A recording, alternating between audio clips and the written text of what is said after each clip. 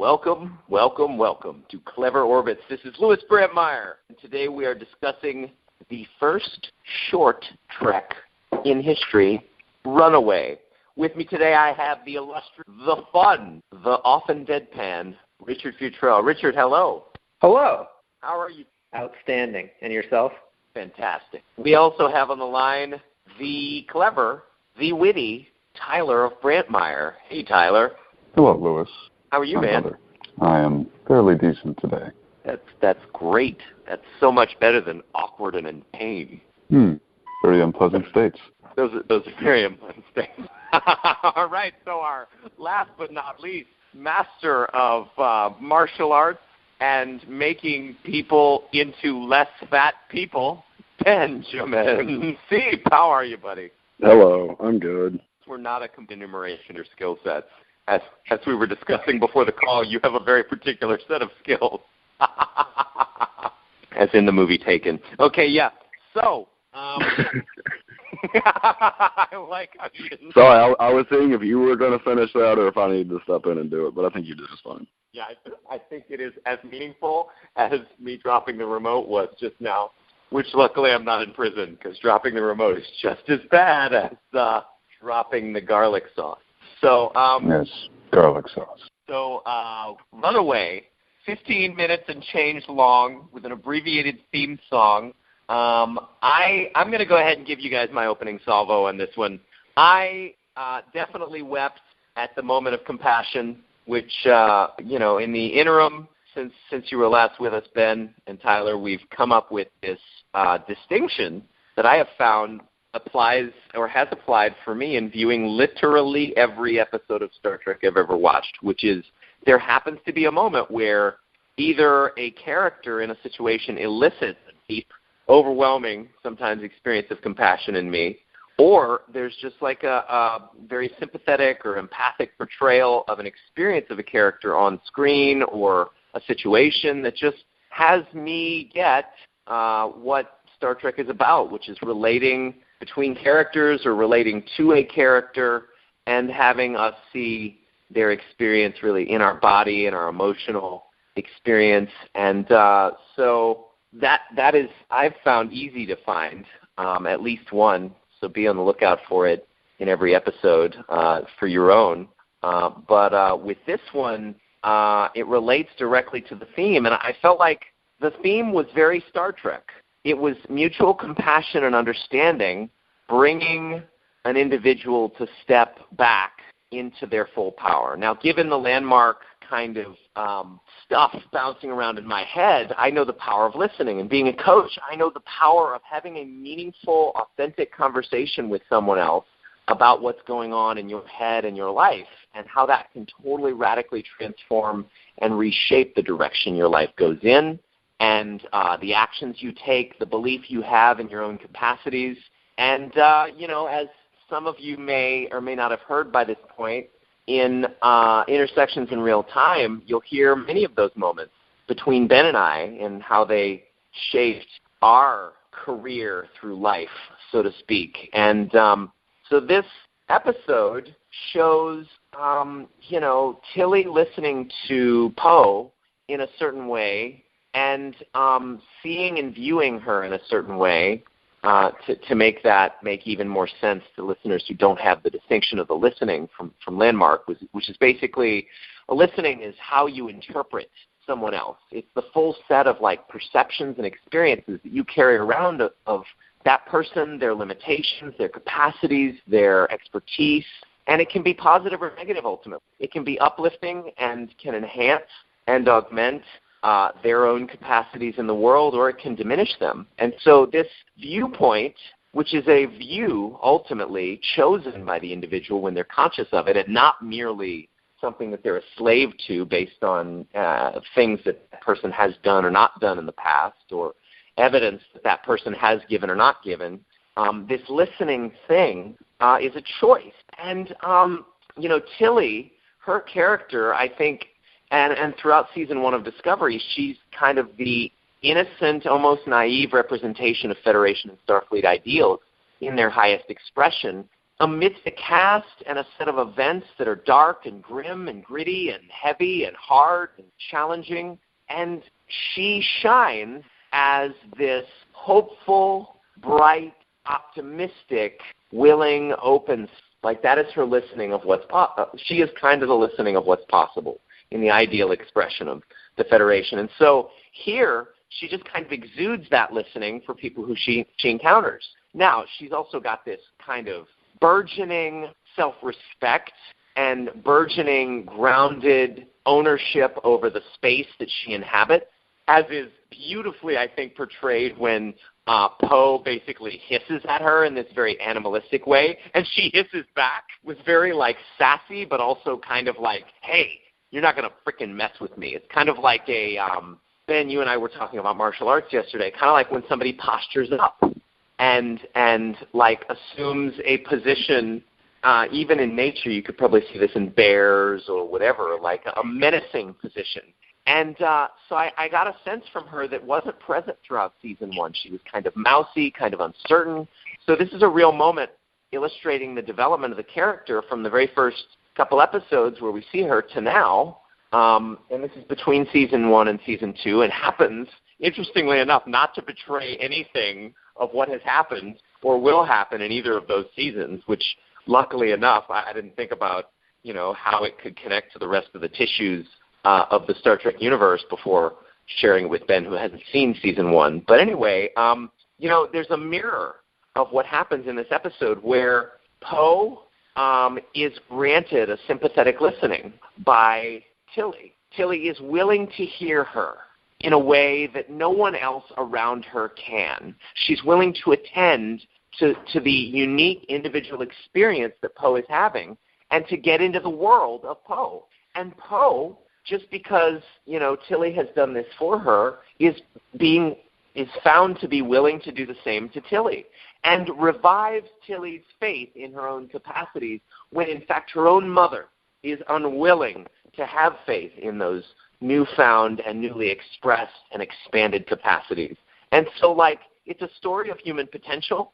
It's a story of human possibility and capacity. And yes, it's quirky. Yes, it's campy. Yes, it's funny and cute and, maybe not the most heavy or intellectually stimulating or challenging of terrains covered by Star Trek in all of its genres and narrative forms and series and films.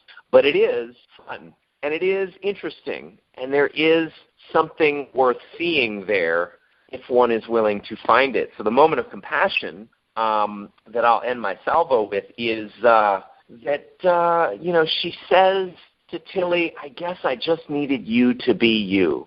And in that moment, the viewer is invited to identify with Tilly and invited to recognize and understand the profound and meaningful impact that just listening, just being present to and with another person, and being willing to choose a view of them that not only gives them the benefit of the doubt, but holds open a space for them to step into something that they themselves may never have thought possible, that is something we can all do for one another, and that in doing so we create a better not just world, but universe. So that is my thoughts on it. Let's go, since we've got a full house. I'll moderate to Richard next. What did you think, Richard? Yeah, well, I appreciate that you've really pulled something of substance out of this. My thoughts on it mostly sort of circle around the underlying question of what is Star Trek Discovery as a show? What are its themes? What is even its format meant to be? Like, is it supposed to be a show or some kind of web series? And I feel like a lot of people criticize the first season of Discovery because it seemed like it sort of went in a lot of different directions and it didn't really know what it wanted to be. And I know there was probably a lot of drama behind the scenes involving Brian Fuller leaving and different writers with different ideas. And people are sort of hoping that just like Next Generation sort of got more focused after its sort of crazy first season, Discovery would do something similar. The hope would be that Discovery will this short Trek thing might give some evidence of the new direction, new well-defined direction that Discovery is going to be going in. I didn't really see that. It seemed like there's still some of this confusion. And part of that is reflected in one sort of weird thing is that you don't see a lot of people in the ship. So Tilly spends a lot of time in the mess hall fighting with this monster, and like for a while no one comes into the mess hall. You think a lot of people would be in the mess hall. It's kind of like they sort of it's like late at night. Okay. Yeah, there's still supposed to be a night shift, right? It's a starship. There isn't really day and night on the starship. And it's well, there's like shifts, right? They're ending fifth shift, which seems to be the last shift of the day, I would suspect. There's this whole conversation you remember from Chain of Command about like Delta shift and 4 shifts a day or something, and so one gets the sense that the ship is going into roughly like nighttime. It's either in or I don't know. I'm willing to give them some doubt, but anyway, I didn't mean to interrupt on you on that. No, I can buy that. It seems like it's hard to see just from what we see in this short film. What's the rest of the crew up to? What are they interested in? What's the mission of the ship? Like, where is the ship? I mostly found this sort of confusing in terms of how it fits in with the larger picture, and that's unfortunately the main thing I took away from it. Good point on looking at this to distinguish further direction for the show, and I think so. What I took from it is it seems to have the same kind of fun, original series-y feel that we get in the second season trailers with the guy playing Pike, Anson Mount. So it's a different genre than the episodes themselves. Like all 4 of them are going to be heavily character focused. And that's pretty much all you can really do and do well in 15 minutes. You can't do an elaborate plot. You can't do an ensemble episode. You can't do a whole mission, which is why I think they let all that stuff be in the background or just not in the picture. There was, if you want to say that this was short or it was missing something, like I felt like she kind of uses the transporter without asking anyone. So it seems what like happened to transporter rations? Yeah, I don't think there's any such thing as rations. I think that's for like replicator use or food synthesizer maybe. But like I think there's maybe a scene of her talking to the captain and asking permission or detailing the situation and getting use of the transporter. Either that or she just does it without asking. And I think she maybe has a transporter code, which is what we see her punching in. And then there's also the sense of like that maybe they were in orbit of a set of planets, or the distance that this woman gets transported is questionable for me. I was just like, huh? So, but anyway, I didn't mean to diminish anything that you were suggesting, Richard, but I think that's pretty much what I got. Yeah, I think the direction it offers is actually a good one. I think it's something we don't really have to worry about. All right. So, Tyler, what'd you think, man? It was too short. Laconic and gnomic as always, Tyler. I had the same concerns with that you and Richard brought up. Of course, they cut out a lot of characters. It was really sort of plot convenient that it was just Tilly and Poe and maybe a few other Starfleet officers to prove that there is, in fact, another shift coming, and they're going to discover the giant mess in the mess hall. So there is a lot of really good Star Trek-y stuff, including a potentially very important piece of canon that's explained in Poe's invention, whereas she discovers a way to recrystallize dilithium on her home planet, which I guess is supposed to be really, really important, and there's a huge implication for warp travel and whether or not Starfleet gets to induct Zahia, or Federation gets to induct Zahia into their ranks so that they can incorporate this technology, and then, oh my God, she's also a queen. So there's just a lot that happens in 15 minutes that could have been stretched over an entire 45-minute episode of Discovery. This could have been an episode, I believe, if they had just introduced another plot, a main plot. Yeah, I think, they left out exactly the right amount of characters, namely everyone other than Tilly, because this was about her development, and it was like a really focused and concentrated dose of her development. But I do see your point, which is that this could have been made use of in creating a larger episode. There could have been something more interesting to address, and they chose not to do that. And I like the new genre of the short treks. I mean, I think it's an obvious cash grab, an obvious way for them to have you spend $10 a month on CBS All Access in order to watch 15 minutes of television. But I believe this also served another purpose, and that is to showcase Wiseman's character in a very upfront, directly, like center stage kind of way. You get to see a lot of Tilly. She's basically the main character. She is, and she's cute and fun, and she deserves more screen time, so she's getting it, which I'm glad. Yeah, and the actress has clearly gained weight since the last season. Not that anybody cares. Well, that's something to notice, I suppose.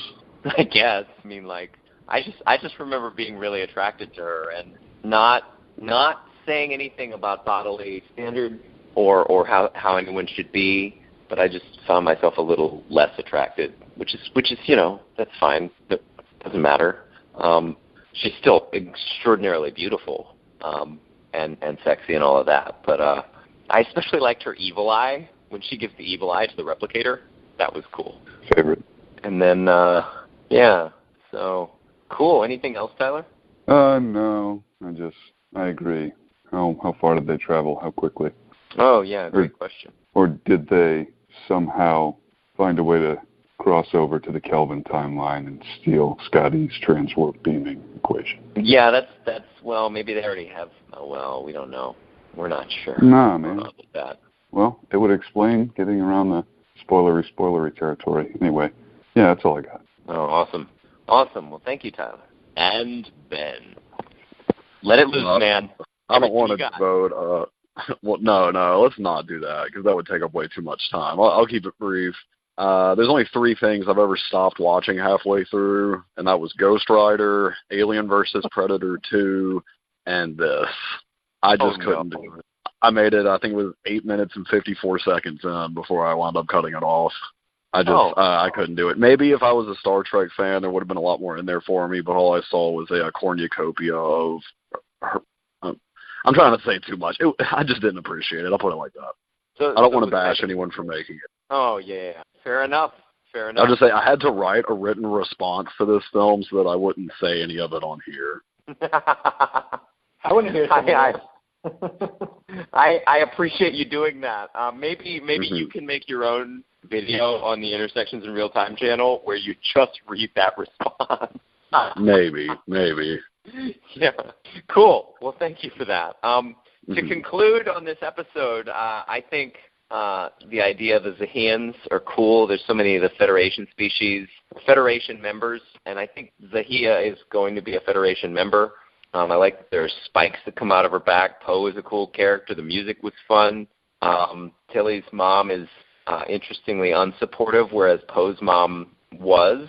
So I thought that contrast was cool. I thought it was paced well. And visually, they made full use of both the cinematic anamorphic ratio and, the visuals were pretty cool. I mean, not that that's really why anybody should watch this, but Ben, I'm not even going to ask you for your rating. Tyler, we're going to go back to front. What was your rating episode? A fraction of what it would have been. That was so vague as to be meaningless. Really appreciate that, Tyler. Let's go on to Richard. Richard, what do you think? It's going to be a 7.5. Oh, man. Okay. Out of 30? Oh, I forgot to write that one down. Ben got away. Finally found a way to put his rating in edgewise. That was clever. I'm going to give it... No, my rating wouldn't have been that high. Okay. I'm going to give it a 9 out of 10.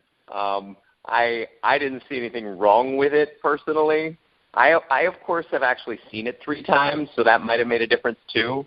I mean, my first time through it was kind of ho-hum, but it was the second time when I started to get curious, and the third when I was like, there's something really great here that's beautiful and worth having seen. So anyway, ladies and gentlemen, that was Runaway. Thank you so much. Please like if you like this video. Hey, even if you didn't like this video, feel free to give us a thumbs down. And share, subscribe, tell us what you thought of the episode in the comments. And, we are going to be back very shortly this week with the Enterprise incident. So look for that. All right. Good night, y'all.